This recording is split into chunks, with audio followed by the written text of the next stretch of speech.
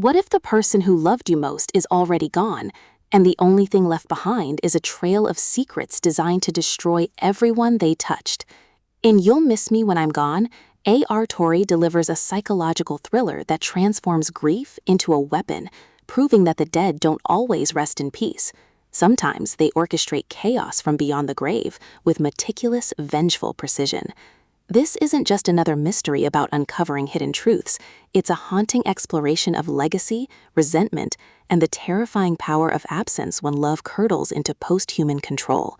From the first whispered narration, listeners are plunged into a world where mourning becomes investigation, and every condolence card hides a coded threat. Perfect for fans of twist-laden domestic suspense and emotionally complex antagonists, this audiobook serves up relentless unease, morally ambiguous characters, and a plot so intricately layered you'll question whether justice and revenge are truly distinguishable. When estranged daughter Maya returns home for her mother Eleanor's funeral, she expects closure, not a series of anonymous messages implying Eleanor's death was neither accidental nor final. As cryptic clues surface through old letters, manipulated wills, and unsettlingly specific gifts left for family members, Maya realizes her mother's passing wasn't an ending, but a calculated beginning. Torre masterfully exploits the dissonance between public eulogies and private reckonings, turning memorial rituals into psychological minefields where guilt is both currency and trap. The audiobook narration amplifies this emotional vertigo, capturing Maya's fractured grief and Eleanor's lingering presence in vocal performances that make silence feel accusatory and memory feel like surveillance. You don't just hear the story, you inhabit the suffocating weight of being haunted by someone who knew exactly how to break you even after death. What elevates You'll Miss Me When I'm Gone beyond typical post-mortem mysteries is its refusal to sanctify or demonize the deceased. Eleanor isn't merely a victim or villain, she's a woman whose pain festered into strategy, her actions rooted in wounds as real as Maya's trauma. Torre avoids easy moral binaries, instead crafting a narrative where accountability extends beyond the grave, and healing requires confronting uncomfortable truths about inherited dysfunction.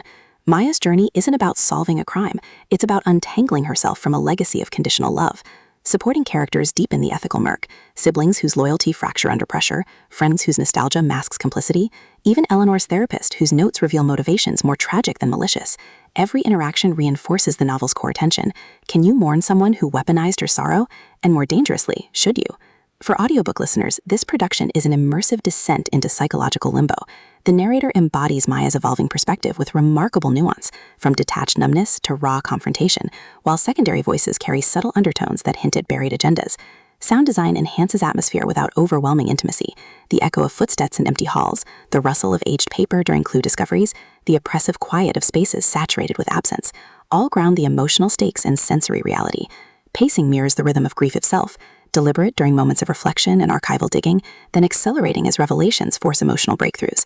Whether you're navigating familiar streets or lying awake in childhood bedrooms, the audiobook creates a claustrophobic soundscape that makes loss feel active and present.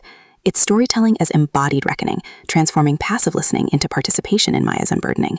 Ultimately, You'll Miss Me When I'm Gone redefines domestic suspense by centering intergenerational trauma within mystery frameworks.